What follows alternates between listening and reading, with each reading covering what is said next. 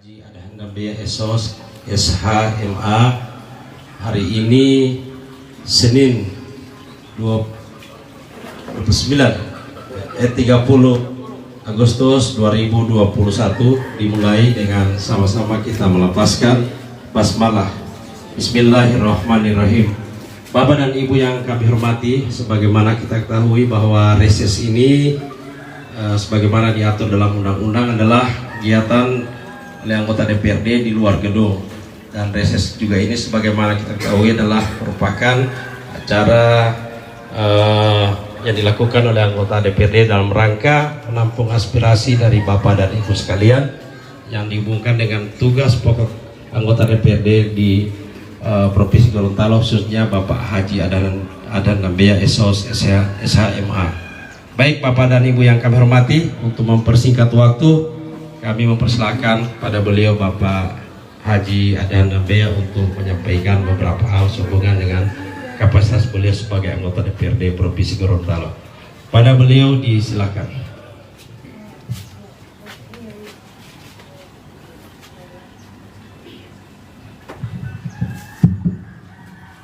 Bismillahirrahmanirrahim. Assalamualaikum warahmatullahi wabarakatuh.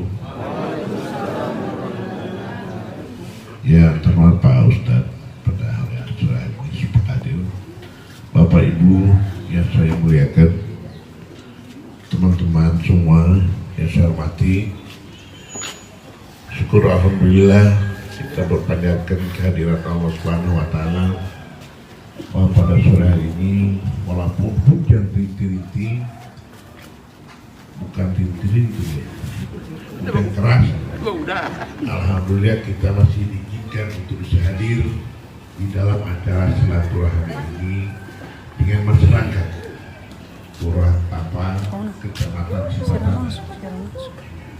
Bapak dan Ibu yang saya hormati, tadi sudah disampaikan oleh teman bahwa memang ini namanya acara reses, artinya kegiatan DPRD di luar gedung dengan masyarakat, ketemu dengan masyarakat. Alhamdulillah saya tanggal 19 September 2019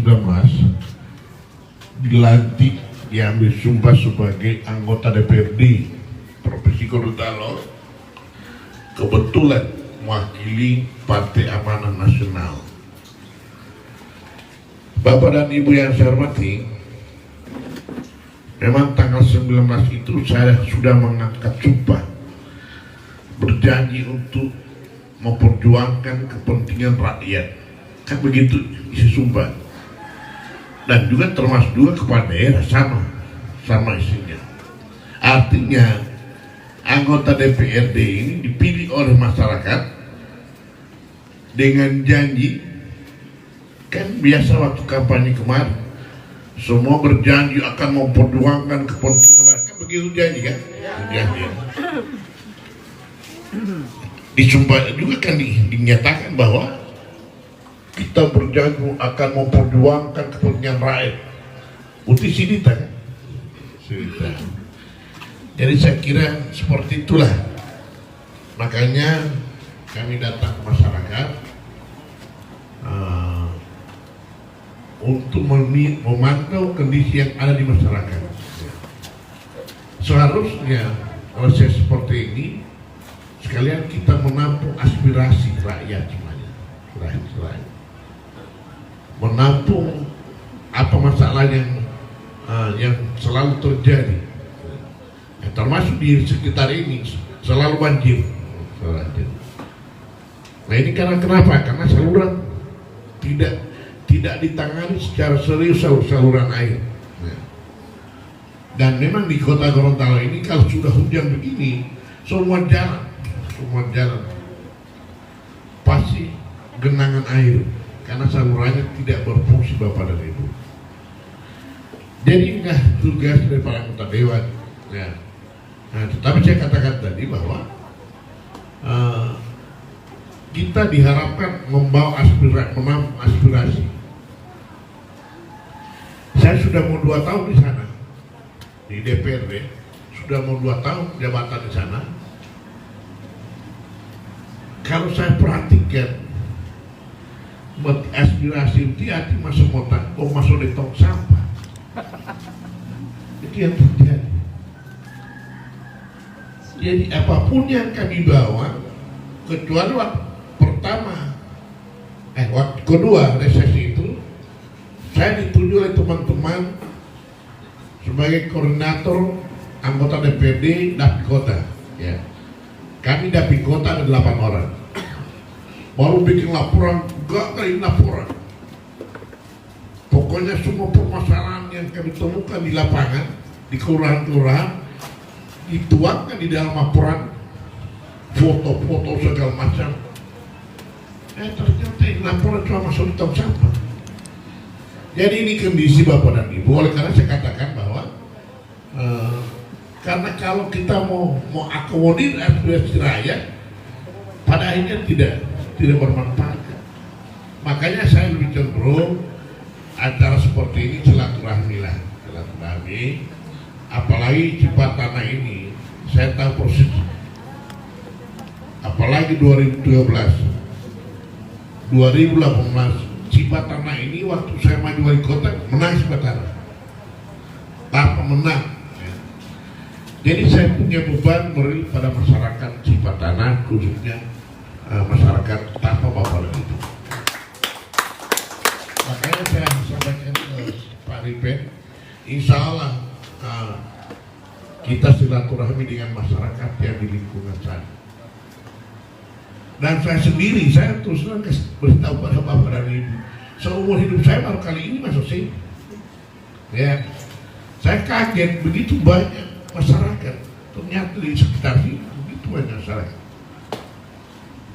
Padahal kan mau dipikir sangat mudah, makanya saya bilang Pak Ustaz, sampai di Pentari, insya Allah nanti kita cari waktu bikin acara khusus di kompleks ini. Kompleks ini. Nah, cuma memang sekarang ini koordinasi macam-macam. Corona ini macam-macam persyaratan. Tapi ini pun saya kira pertemuan itu tidak, memang kita pun dibatasi, DPR dibatasi. Memang aparat orang, tetapi harus dibikin mau 25, mau 30, mau, jadi tidak harus serentak itu. Jadi kita pecah. Kemarin saya di hari Jumat kemarin di Helena Selatan, ya.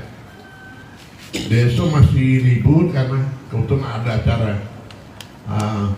pakai maspan besok. Jadi hari Rabu di DP2, ya DP2. Hari Kamis insya Allah di DP1. Jadi inilah Bapak dan Ibu, kenapa kami harus ketemu masyarakat? Karena selalu saya katakan bahwa memang saya merasa terbebani luar biasa ya, pada masyarakat kota. Kenapa? Karena belum pernah ada yang di bawah 8 orang ini, saya kira belum ada yang luar biasa yang diperjuangkan kepentingan masyarakat kota belum terpenuhi di Provinsi Gorontalo. Ya. Karena kami anggota DPR Provinsi kan, jadi kami berharapan dengan pemerintah Provinsi Gorontalo. Nah, kalau setahu saya selama ini belum ada yang luar biasa. Sudah mau 2 tahun, tanggal 19 September yang akan datang insya Allah pas 2 tahun sebagai anggota DPR. Oleh karena itu Bapak dan Ibu, sebab 2019 diambil sumpah, kemudian Maret 2020 mulai corona. Maret 2020 mulai corona. Sampai sekarang ini sekarang PPKM ini kota Gorontalo ini termasuk provinsi Gorontalo ini kalau tidak salah level 3 kalau tidak salah. Dan ini banyak persyaratan. Itu pun karena kemarin kan Ketua DPRD bikin surat kepada Bupati Wali Kota. Jadi semua daerah merekomendasikan boleh melaksanakan pertemuan seperti ini. Tinggal Kota Gorontalo yang tidak diizinkan oleh Wali Kota. Alasan. Tapi daerah lain boleh. Cuma Kota Gorontalo yang tidak diizinkan. Waktu dikumpul oleh ketua dewan Dapil Kota, disampaikan rekomendasi wali kota itu, surat wali kota itu, bahwa tidak mengizinkan ini reses di Kota Gorontalo. Saya bilang sama ketua dewan, saya bilang diizinkan atau tidak saya sampai. Kenapa? Kan ada kepentingan saya.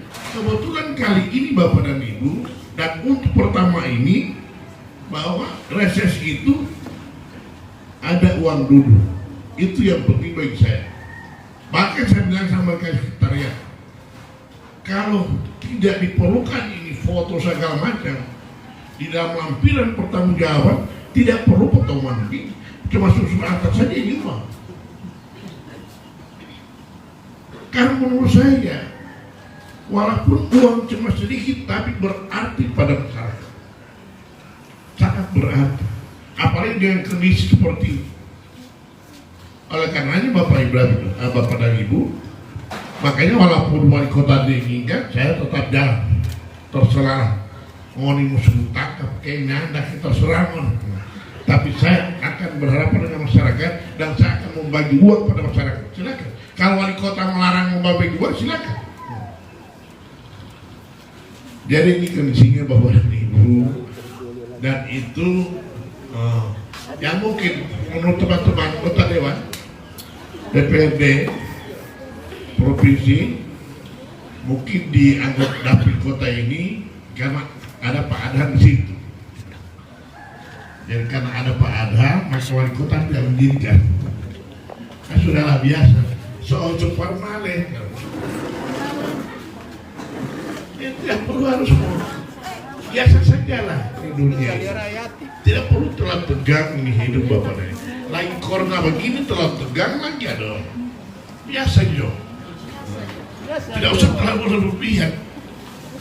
Sehingga insya Allah Bapak dan Ibu, dengan upaya kita, dengan gerak kegiatan kita ini, insya Allah saya yakin bahwa apa yang misalkan akan teruskan pada Bapak dan Ibu sangat-sangat tidak berarti sebenarnya. Nah, tetapi bagi kami walaupun terlalu kecil tapi sangat berarti di dalam kondisi yang ada sekarang ini. Oleh karenanya walaupun tidak diizinkan oleh wali kota, direkomendasi Kota Gorontalo tidak boleh bikin reses, saya tetap bikin karena itu kepentingannya. Nah, itu kepentingannya. Kan ingin meneruskan amanah pada masyarakat ini Bapak dan Ibu. Bapak dan Ibu yang saya hormati, oleh karena itu pertemuan sore hari ini silaturahmi dengan masyarakat, silaturahmi, dan yang paling utama kami ingin meneruskan amanah. Sebab ini memang sudah diniatkan dan itu sudah dituang di dalam APBD. Jadi kami teruskan pada masyarakat, insya Allah apa yang kami teruskan ini minimal paling tidak soalnya tidak berpengaruh juga dalam kehidupan Bapak dan Ibu, tapi minimal paling tidak penbaul ulup tadi harus sebenarnya itu kepentingan paling utama bagi saya Bapak dan Ibu. Alhamdulillah tadi Pak Ustadz juga hadir. Saya di yang meninggal tadi Ibu Pak Dambe, kan saya punya sepupu Pak Dambe ya. Tadi di situ di kedukaan dari tadi malam saya di situ. Tadi kebetulan ini almarhumah dikemukakan di Tenggela sama suaminya sana, suaminya orang Tenggela kan. Jadi saya pulang dari keluarga di Tenggela tadi sudah mau 1:30 tadi, 1:30 pulang. Jadi ini Bapak dan Ibu yang saya hormati, oleh karena itu sekedar kita tahu bahwa sekarang ini memang tidak perlu Bapak dan Ibu tidak pernah dengar dan tidak perlu tahu, tetapi sekedar diketahui saja bahwa memang kemarin ada sidang paripurna tanggal 23 Agustus kemarin. Jadi kebetulan PAN ini PAN kita berkoalisi dengan Nasdem. Jadi kita satu fraksi dengan Nasdem. Jadi fraksi Nasdem PAN. Tanggal 23 itu penetapan perubahan APBD 2021. Kami keluar sidang. Jadi keluar sidang dalam istilah kerennya walk out ya. Keluar sidang. Kenapa? Karena di dalam perubahan APBD ini terlalu besar belanja modal yang tidak berpihak ke rakyat. Contohnya misalnya orang lagi susah, ada pengadaan mobil pimpinan dewan dan oputu ti mau beti di mata dan susah mau mentai itu sehingga kami keluar. Yang kedua, terlalu banyak belanja modal, yaitu pembelian tanah.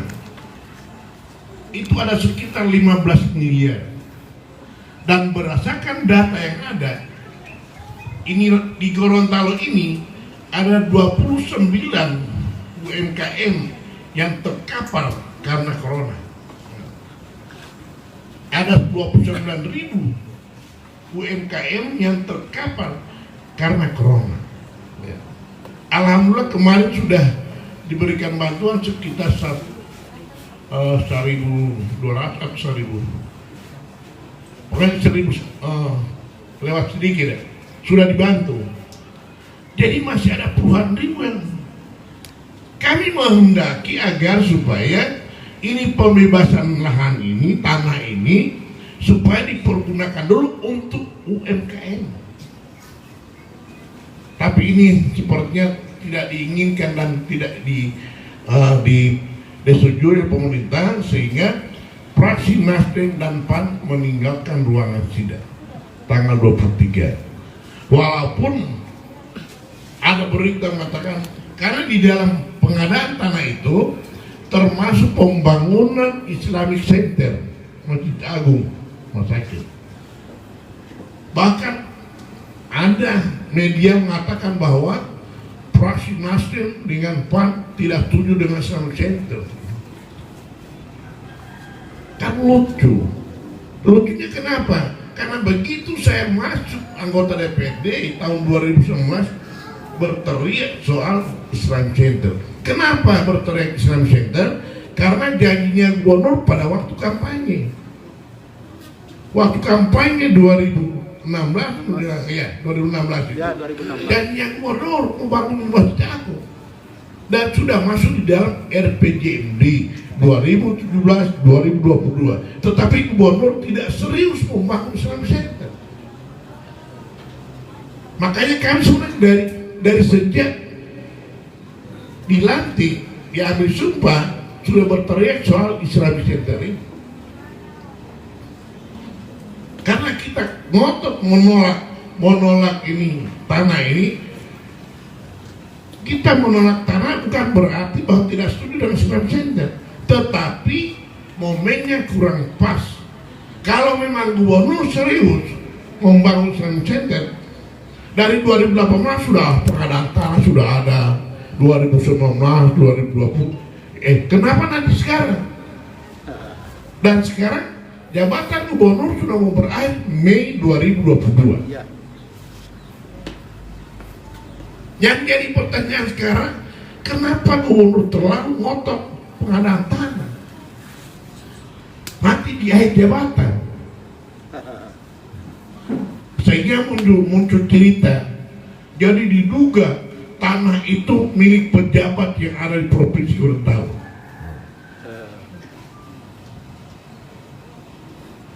Jadi ini kondisinya. Memang Bapak dan Ibu, saya mengaku bahwa saya katakan tadi bahwa memang belum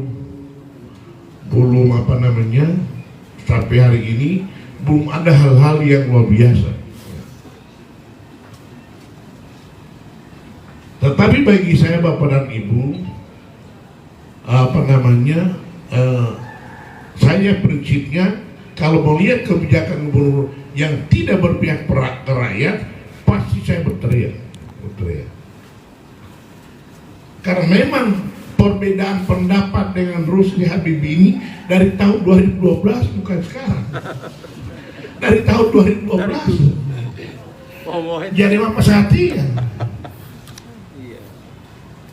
Dari tahun 2012. Bahkan 3 minggu lalu kan tidak salah, kebetulan ada masalah Pak Rustam Akili. Ada masalah dengan Pak Rusli soal pinjam meminjam. Baru sudah menggugat perdata di pengadilan di Boto. Kemudian pada saat itu pengadilan di Boto kan mungkin kalau kita biasa dengan perdata ada mediasi dulu kan, mediasi dulu antara Rustam Akili dengan Pak Rusli Habibie. Sudah dibikin di PN Nimboto, seorang ibu hakim yang memediasi. Pada saat itu Pak Rusli hadir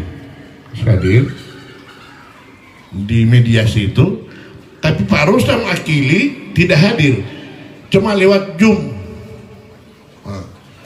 Nah, sudah terjadi dialog ini soal. Pada saat Rustam Akili diberi kesempatan untuk bicara, dia katakan, Pak Rustam Akili, bahwa Ibu Hakim, saya ini sebagai temannya Pak Rusli Habibie. Ya. Jadi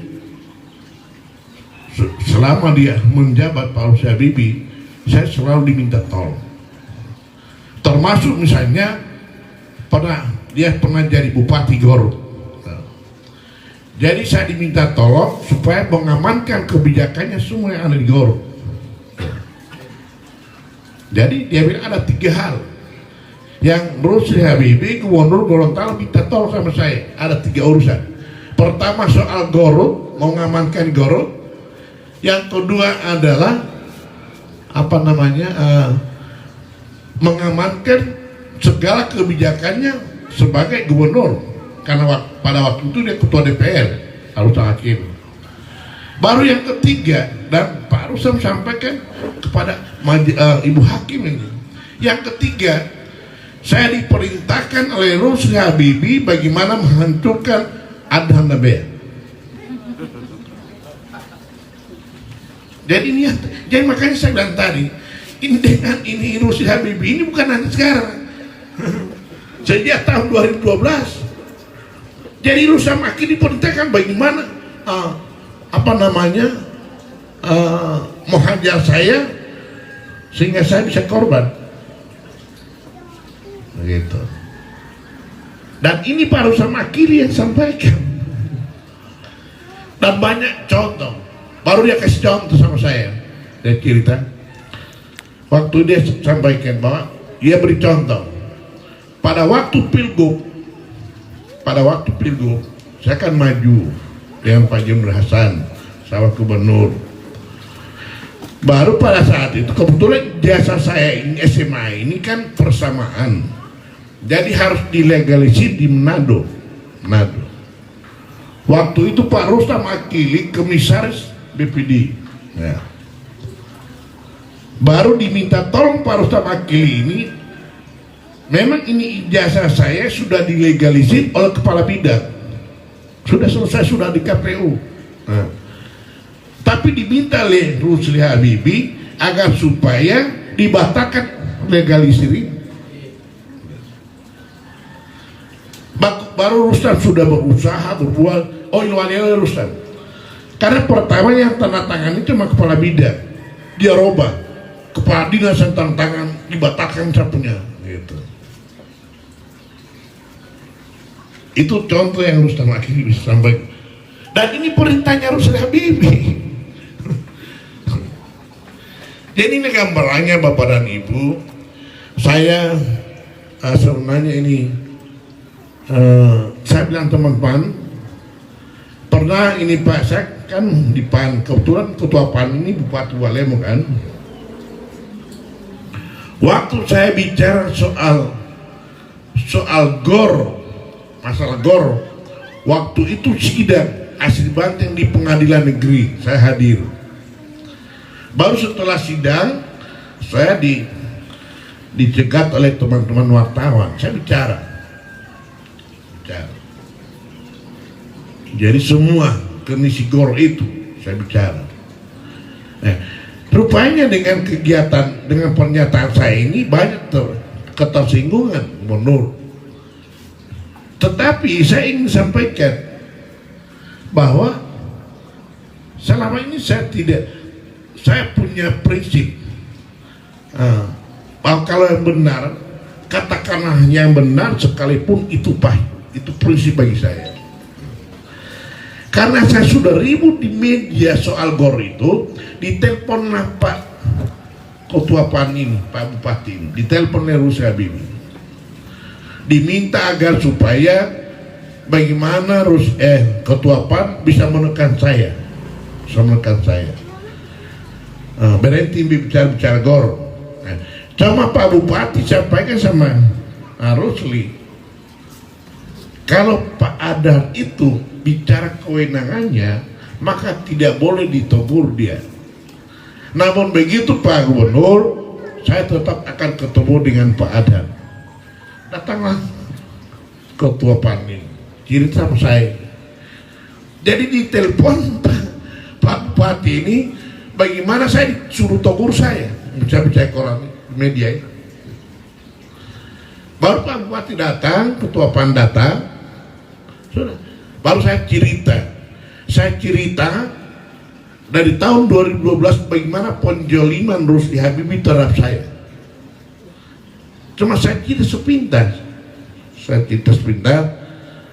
Apa kata beliau, Pak Ketua PAN?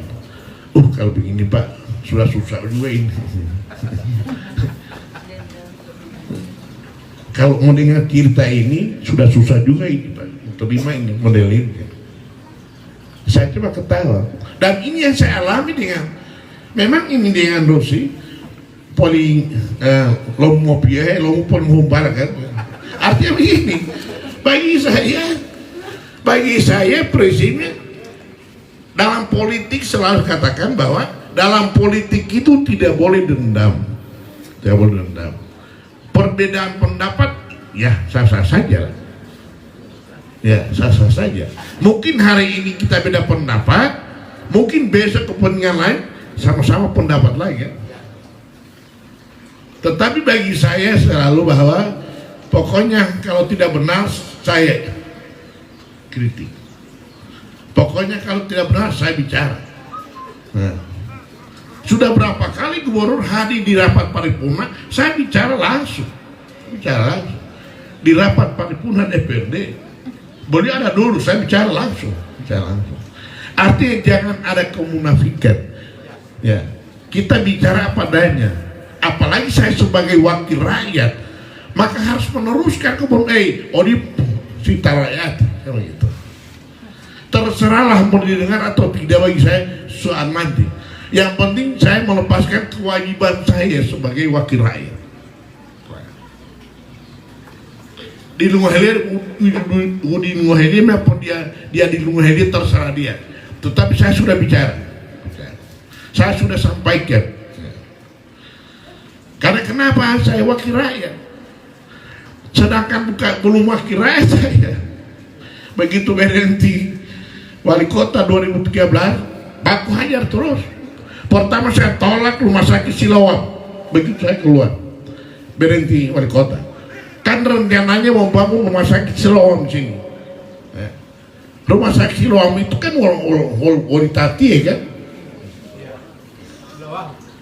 Saya tolak pembangunan rumah sakit Siloam.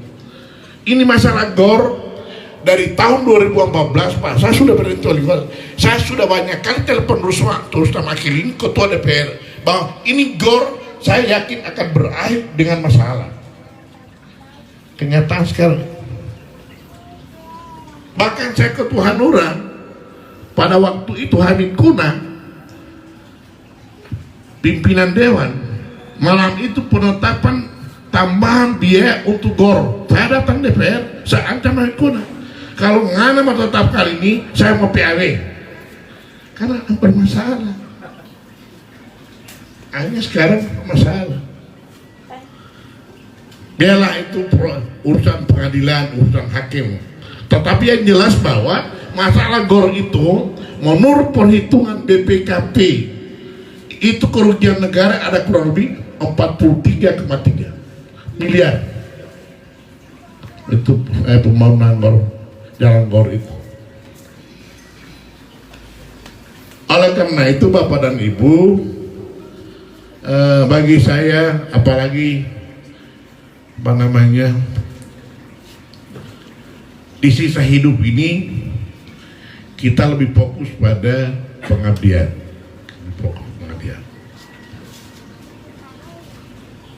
Bagaimanapun ini tinggal bolohiya lo nabi lo tinggal. Saya sudah 63 tahun, sudah sama dengan umur Nabi. Jadi bolohiya lo kan. Bolohiya lo kan. Makanya kita harus bicara benar. Sedangkan dulu saya masih wali kota, umur baru waktu itu baru 40-an. Ya, baru 40-an waktu saya wali kota.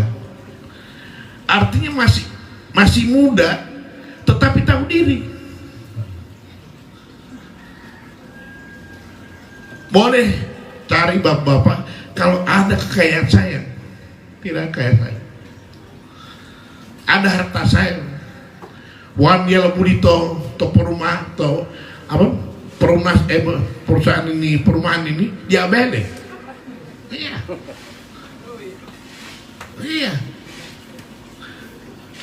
Makanya saya selalu katakan bahwa saya tidak punya harta. Harta saya adalah cuma masjid.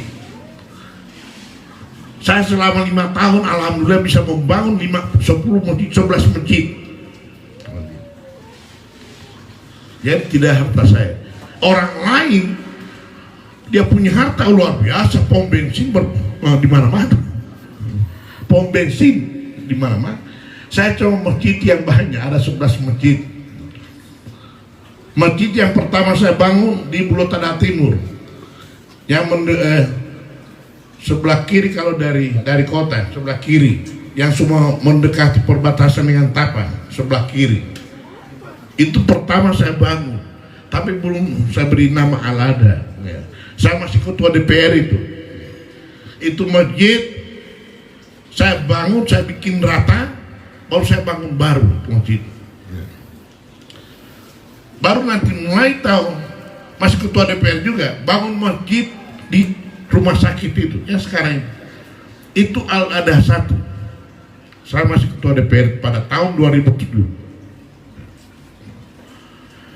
Baru Al-Ada 2 di Hiridula Selatan. Al-Ada 2.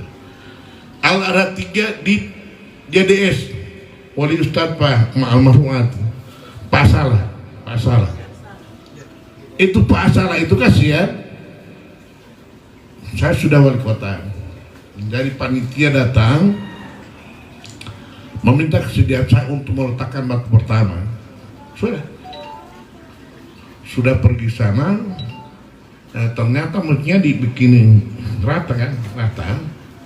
Nah sudah, baru saya kira 3 bulan 4 bulan kemudian panitia datang lagi panitia. Artinya bagaimanapun orang bangun masjid ini kasihan, berharap ini partisipasi orang kan. Artinya malah namanya itu mengulir bantuan. Baru saya tawarkan begini, saya bilang insya Allah kalau memang tamirul masjid setuju dan panitia pembangunan setuju, saya akan bangun itu masjid tapi ganti nama. Akhirnya mereka kembali rapat. Kalau hal ini mulai setuju, tamir masjid yang panitia saya ganti jadi Al-Ada 3. Tapi saya bangun semua, dan paling besar itu Al-Ada 3 itu. Al-Ada 3 itu Pak Salah itu di dekat SMP 3 ya, P3 besar, paling besar itu masjid. Saya bangun semua. Baru ada Al-4 di Libua sama saya di Palma.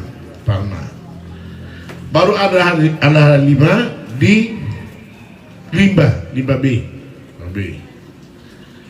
Al-Adha 6 ada di Buide.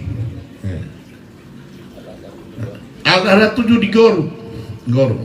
Kenapa saya bangun masjid? Karena itu jadi najar saya. Waktu saya menghadapi pemilihan wali kota, jadi najar itu. Kalau Allah izinkan saya jadi wali kota, insya Allah tiap kecamatan saya akan bangun masjid. Itu najar saya. Waktu pertama saya di kota, kecamatan baru 6. Jadi 6 saya bangun. Baru tiba-tiba masyarakat dari Anggrek, dari Putiana, Anggrek, kecamatan Anggrek, datang sama saya. Minta bantuan untuk masjid. Baru mereka gambarkan masjid sana sudah lubang-lubang segala macam. Saya bilang begini, nanti saya ke sana. Ini saya pergi di Putiana, di Anggrek itu, desa Putiana. Begitu saya tiba di sana, ternyata ini masjid Pitate. Pitate omahi wahuanga. Tapi dia di atas gunung dia. Kalau mungkin Bapak dari Ibu lewat, kalau mau ke Manado pasti lihat masjid itu, dia di atas gunung. Lihat. Hiwa-huanga betul. Langsung saya putuskan saya akan bangun masjid. Nah sudah. Ya sudah persiapan segala macam. Waktu itu Bupati Pak Rusli Habibie. Bupati Goro, Wakil Bupati Pak Indah Yasin. Nah, sementara persiapan di Goro membangun masjid ini, tiba-tiba ada surat dari pemerintah daerah Goro yang ditandatangan oleh Pak Yasin bahwa dilarang saya membangun masjid sana. Yang tanda tangan Pak Indah Yasin, Wakil Bupati, dan Bupatinya Pak Rusli Habibie. Jadi saya dikirimi surat bahwa saya tidak boleh membangun masjid sana. Tapi jamaah kan marah kan, mereka tetap paksa. Nah, sudah jalan. Jadi sudah siap semua ini bahan-bahan, sudah mau penggalian fondasi segala macam kan. Nah, tidak tahu ini pemerintah daerah Kabupaten Goro datangkan satpol untuk menghentikan pekerjaan. Hampir terjadi pertikaian Pak. Saat itu Muhammad Jamaah tidak setuju. Tidak setuju kalau dihentikan. Satpol datang Pak menghentikan pekerjaan itu. Waktu ini Bupati masih Rusli. Sehingga saya bilang, kalau di kota Gorontalo satpol itu menertibkan minuman keras, menertibkan rahasia ini tempat maksiat segala macam. Kalau di Garut satpolnya mau membongkar pembangunan masjid. Beda. Kalau di kota, aduh, apalagi terminal 42 ini. Terminal 42 ini.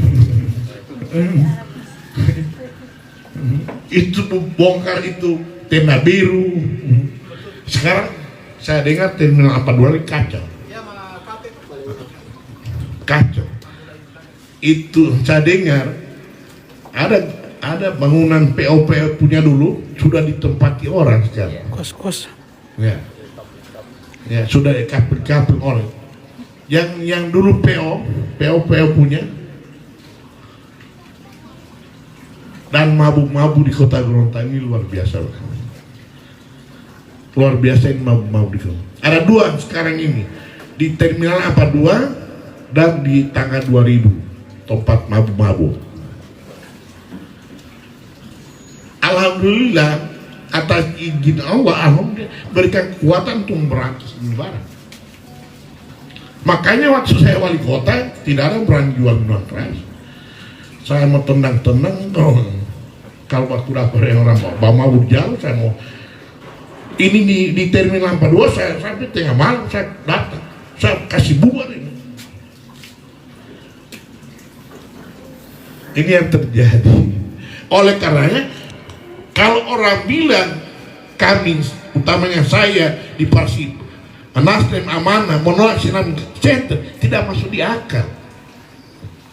Sedangkan saya membangun masjid ada 7 di sana ditolak oleh Rusli Habibie dan ada surat resmi. Jadi ini kondisi Bapak dan Ibu. Bagi saya tidak pusing membicara padanya. Ya. Ya. Sebab ini hidup ini, saya kira agama memerintahkan kita untuk jangan saling memfitnah kan. Ajar agama itu kan, jangan saling memfitnah, jangan menjolimi orang. Jadi ini yang terjadi sekarang Bapak dan Ibu. Oleh karenanya selalu saya katakan bahwa ini kepala daerah, orang yang menjadi suka kepala daerah ini tergantung niat. Tergantung niat. Kalau niat saya mau jadi kepala daerah, insya Allah bagaimana rakyat menjadi sejahtera, insya Allah akan mendapat berkah dari Allah dan akan ditopang semua perjuangannya untuk itu. Kalau niatnya seperti itu. Tapi kalau niat, saya kalau mau jadi wali kota, jadi kepala daerah, jadi gubernur, insya Allah saya jadi kaya raya. Itu yang terjadi. Dan itu kondisi sekarang. Rakyat Gorontalo 5 besar termiskin, gubernur nomor 2 terkaya di Indonesia. Itu yang ada. Karena tergantung niat. Tergantung niat. Rakyat Gorontalo sekarang 5 besar termiskin di Indonesia. Jadi selama gubernur sudah 10 tahun ini cuma turun kurang lebih 3%. Ya. Sekarang miskin luar biasa masyarakat. Gubernur kaya luar biasa. Nomor 2 terkaya Pak. Ini gubernur Gorontalo. Hebat orang punya gubernur. Hebat gubernur Gorontalo. Terkenal nomor 2 terkaya. Jadi ini kondisinya Bapak dan Ibu, untuk diketahui saja lah, ya sekedar bahan untuk Bapak dan Ibu. Artinya musim corona dia sudah kalau bacita termasuk ini, bilang dari saya, dari Adam Nabi yang cinta itu, supaya Bapak dan Ibu tidak jadi fitnah kan, nanti dituduh macam-macam kan. Kami cuma dengar dari Pak Adam Nabi ya, tanya sama Pak Adam gitu. Ini menurut Pak Adam begini kan gitu. Saya kasihan melihat kondisi masyarakat Bapak dan Ibu. Kenapa? Karena memang DPR ini kan cuma lembaga pengawas, menyusun APBD, menyusun perda-perda, tetapi eksekutornya adalah pemerintah. Pemerintah yang menjadikan ini macam-macam ini pemerintah. Kayak kemarin sampai kami keluar sidang itu perubahan APBD. Jadi apa yang disampaikan oleh pemerintah itu juga dipaksakan untuk ditandatangani. Tidak ada satupun yang keluar. Makanya saya katakan tadi, bahkan di media tadi saya bilang ini gubernur tiba saat tiba akal. Tolong keluar tahu-tahu iya, itu yang harus jadi. Dengan tidak mempertimbangkan kondisi rakyat Bapak dan Ibu.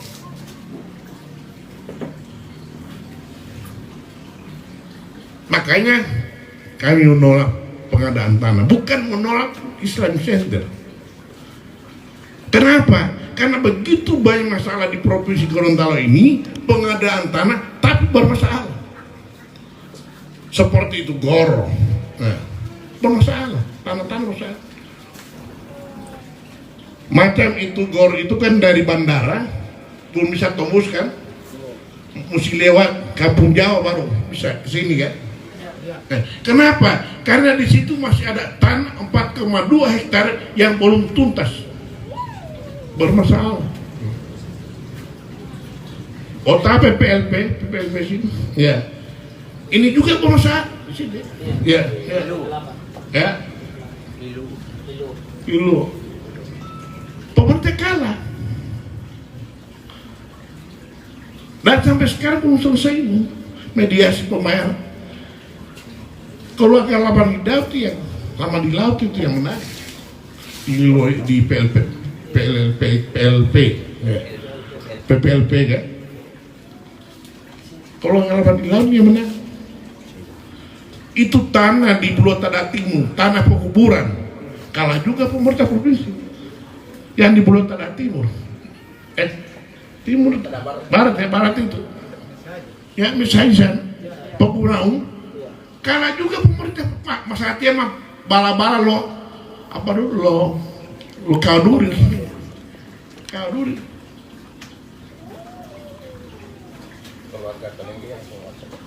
Keluarga Teling ya. Kalau yang di PPLP keluarga lama di laut. Ini keluarga lama di laut akan digugat lagi perikanan. Ada perikanan di sini? Di sini? Ya. Ya, satu jalur itu ya. Ada perikanan pembenihan ya. Itu mau digugat lagi oleh keluarga lama di laut.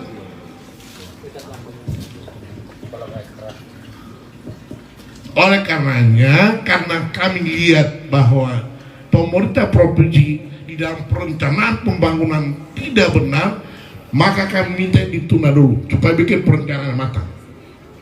Bukan tidak setuju ini, tapi buatlah perencanaan matang. Karena kalah terus, mau tanya monopoli hutan masa kalah lagi kan? Dan ini sudah banyak, bukan cuma cerita, sudah ada yang kalah, bukan cuma cerita. Baik di PPLP itu pekuburan umum lagi kalah, gor lagi ada masalah.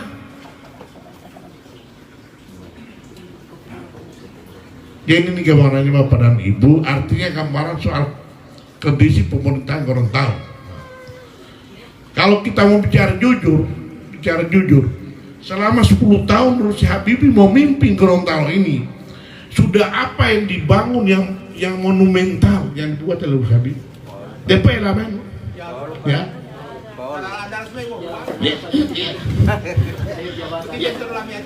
Justru jalan Andara Siwahuanga ada 22 miliar cuma dibangun di jalan Potanga Iluta. Kenapa? Kan itu bermasalah. Yang jalan Potanga Iluta ada 22 miliar dibangun situ. Nah, ini jalan utama. Nyata karya. Buatin nyata karya Wadi. Jadi maksud saya begini Bu, saya ini berani bicara karena saya juga pernah jadi wali kota. Artinya kalau pemimpin itu harus bikin perencanaan yang matang supaya tidak berakibat masalah, kan begitu. Yang kedua, kita harus lihat ini perencanaan ini bermanfaat untuk rakyat atau tidak. Saya kemarin didatangi oleh wartawan kemarin, mereka minta komentar. Menurut mereka, katanya sementara diproses di Polres Kota Gorontalo ada oknum ASN dari salah satu dinas di Provinsi Gorontalo diproses karena menghamili anak masih di bawah umur. Itu kan kena Undang-Undang 23 kan. Baru saya bilang begini, kalau itu benar, maka saya akan mau awasi terus prosesnya. Kalau itu benar, karena menurut penyampaian mereka saya bahwa diduga ada oknum ASN melakukan terhadap yang di bawah umur, ya. Baru saya bilang sama mereka, entah mereka mau tulis wartawan terserah, mereka mau tulis di nyanda terserah. Cuma saya bilang ke mereka, ini satu gambaran. Saya sudah 2 tahun Provinsi Gorontalo ini, tetapi saya belum pernah dengar bahwa ada kegiatan gubernur tentang keagamaan di Provinsi Gorontalo. Kan selalu jadi andal adat bersendikan cara bertanding tabulan, bercerita utihan, tapi implementasinya tidak jelas.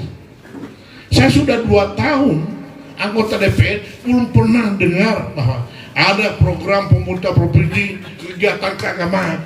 Kalau MTQ udah semua kan itu kegiatan nasional. Tetapi tidak pernah ada yang dibiayai dengan APBD provinsi kegiatan keagamaan, tidak pernah Pak. Tidak pernah. Makanya jangan heran kalaupun anak buah ASN yang begini model kan.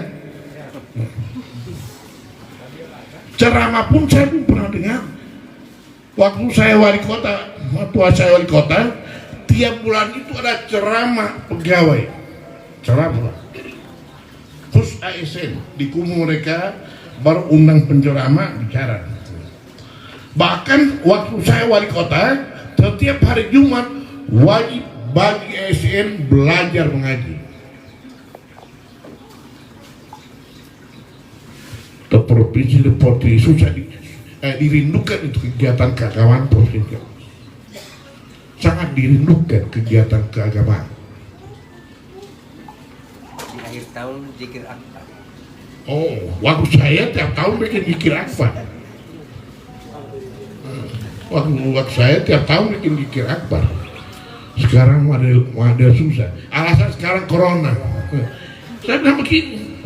Dan ini saya sampaikan bukan cuma di acara ini.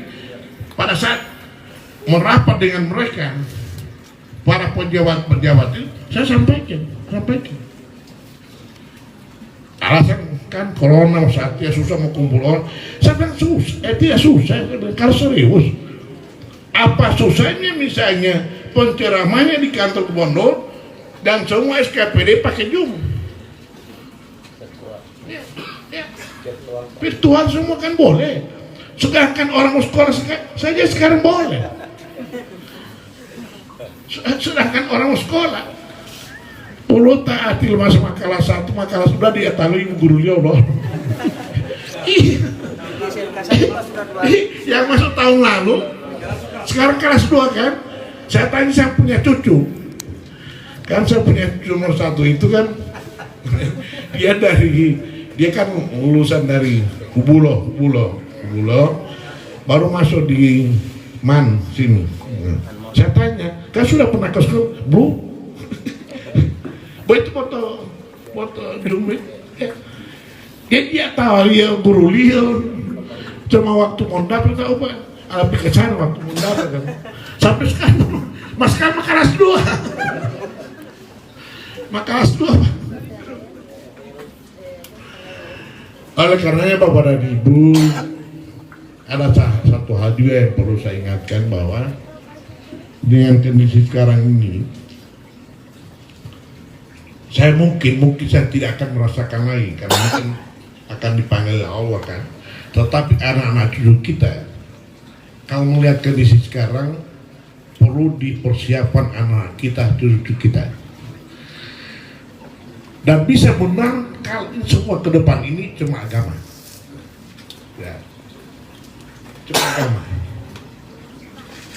Yang bisa menangkal berbagai macam kendala akan datang, bahwa itu agama. Kalau anak-anak kuat agama, cucu-cucu kuat agama, insya Allah akan selamat mereka. Selamat mereka. Makanya saya, cucu itu kan sudah ada 5. Laki-laki 4, perempuan 1. Jadi laki-laki cucu nomor 1 itu Bulo sekarang Sudiman. Yang nomor 2 di Mall Sifatnya apa? MTS. Nomor 2 di MTS. Yang nomor 3, 4 sekolahnya Pak Ramli di Al-Irsad ya. Sekarang mereka yang nomor 3, nomor 4 saat. Karena harus buat kita harus siapkan itu untuk menyiapkan mental anak-anak. Perlu itu Pak. Makanya selalu saya ingatkan pada teman-teman, selalu anak-anak harus dikuatkan dengan agamanya. Kalau tidak jadi kacau, kacau hidupnya kalau. Oleh karena itu Bapak dan Ibu, saya kira kondisi ke depan, ya saya juga apa yang saya bilang. Tapi yang jelas ke depan ini banyak persoalan yang dihadapi oleh rakyat ke depan ini. Utang negara saja sekarang sudah mau 10 triliun. 10.000 triliun. 10.000 triliun. Kira-kira dia mau mungkin tahun ketiga ke apa baru mau selesai ini baru pinjaman ini. Banyak persoalan yang dihadapi akan datang. Oleh karenanya cara satu-satunya adalah memperkuat anak-anak kita, cucu-cucu kita dengan kegiatan keagamaan. Cuma itu yang bisa menangkal apapun yang akan terjadi di masa akan datang. Yang kedua, saya tadi pemakaman tadi kan tadi dimakamkan di Tenggela. Sesudah pemakaman kumpul dengan keponakan-keponakan kan, karena abuan amnapol himamat.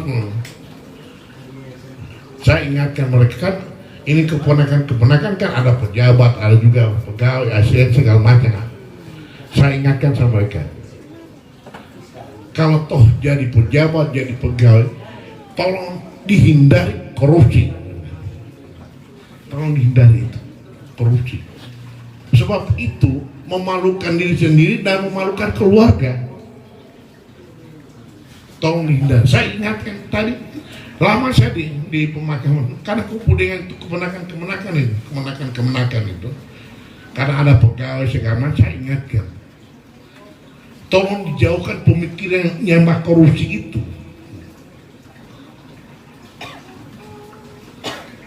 Bagi saya bilang sama mereka, saya punya kewajiban sebagai paman dan saya pernah menjabat dan sekarang masih penjabat juga, maka punya kewajiban untuk mengingatkan anak-anak. Ya. Saya berdosa kalau saya tidak ingatkan. Tolong pikiran, tolong dijauhi kalau ada niat korupsi, tolong jauhi. Artinya sudah umur begini, tentu lebih banyak kita lebih banyak mengingatkan orang-orang kan. Karena saya sudah lewat masa semua ini. Jadi tukang mabuk segala macam, tukang bakalai sudah lewat kan. Sudah lewat semua kan. Sudah lewat semua ini. Jadi kita punya kewajiban untuk mengingatkan keluarga kita, teman kita, sahabat kita. Jadi kita perlu ingatkan. Jadi kira demikian Bapak dan Ibu. Jadi mohon maaf kalau ada hal-hal yang kurang berkenan, insya Allah saya sudah bilang sama Ustaz tadi dengan Pak Dipen, insya Allah kita nanti merencanakan, insya Allah ini PPKM ini segera berakhir. Insya Allah kita merencanakan bikin acara di kompleks ini karena ternyata banyak masyarakat sini. Kita bikin silaturahmi dengan masyarakat yang ada di sini. Kira demikian dan terima kasih. Terima kasih juga pada saudara Febri yang alhamdulillah telah menjalankan tempat ini. Terima kasih dan mudah-mudahan kita semua insya Allah dan keadaan sehat terus. Dengan corona ini, saya mau tanya, apa sudah vaksin semua? Belum? Nah, ya. Oh 2 kali ya, alhamdulillah. Ya. Saya sudah 2 kali juga vaksin, saya sudah 2 kali. Ya. Jadi sedikit saya mau ceritain di vaksin, Bapak dan Ibu. Jadi orang punya vaksin luar biasa, nih vaksin segala macam, mau pakai segala macam. Itu namanya orang sudah lupa atas kekuasaan Allah. Umat itu dia vaksin karena Allah. Kan begitu Bapak dan Ibu. Jadi kalaupun orang meninggal itu karena Allah, bukan vaksin. Artinya kalau selama ini saya ikuti bahwa dari sekian sudah ratusan jutaan yang sudah divaksin, pada ada 2 yang meninggal langsung divaksin langsung meninggal. Tapi yang lainnya tidak seperti itu. Lainnya karena bawaan. Ada gula, ada asma segala macam. Itu lebih banyak bawaan penyakit lain ya, penyakit lain. Oleh karena itu kalau misalnya ada, saya menghimbau untuk marilah kita sama-sama Toh juga waktu mau divaksin itu kan diperiksa dulu lah, ya, tensi darahnya, suhunya, penyakit apa segala macam, periksa dia kan. Jadi saya anjurkan untuk tetap vaksin karena memang ada satu program pemerintah yaitu namanya program kekebalan ilmu, imun, kekebalan ilmu, bukan karena itu. Wah, mah kekebalan ilmu deh. Mau model ilmu hitam. Jadi kekebalan imun. Jadi kalau tapi itu syaratnya nanti sudah vaksin minimal 70%. Jadi nanti akan corona ini, COVID-19 ini nanti akan berdampingan dengan kekebalan imun ini. Ya. Tapi syaratnya nanti 70%, sebab itu barang mesti divaksin. Baru mau disuntik dengan kekebalan imun itu. Minimal 2 kali vaksin. Baru disuntik dengan itu. Oleh karenanya Bapak dan Ibu, wan bolu teh mau pohe paling sama saya. Provokator tanpa pohe itu.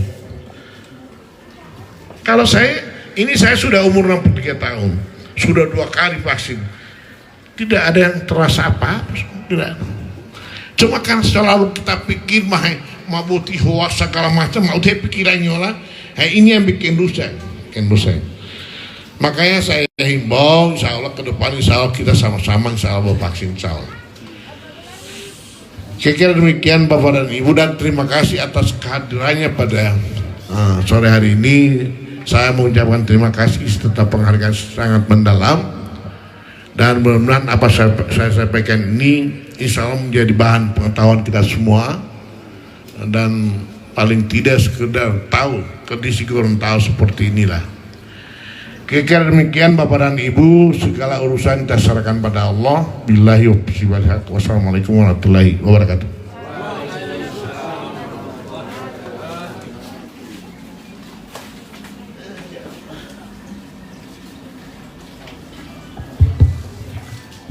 Cek. Bapak dan Ibu yang kami hormati, dengan berakhirnya sambutan tadi, maka berakhir pula seluruh kegiatan hari ini. Jadi sekali lagi kami menyampaikan ucapan terima kasih kepada Bapak dan Ibu yang telah menghadiri kegiatan reses hari ini.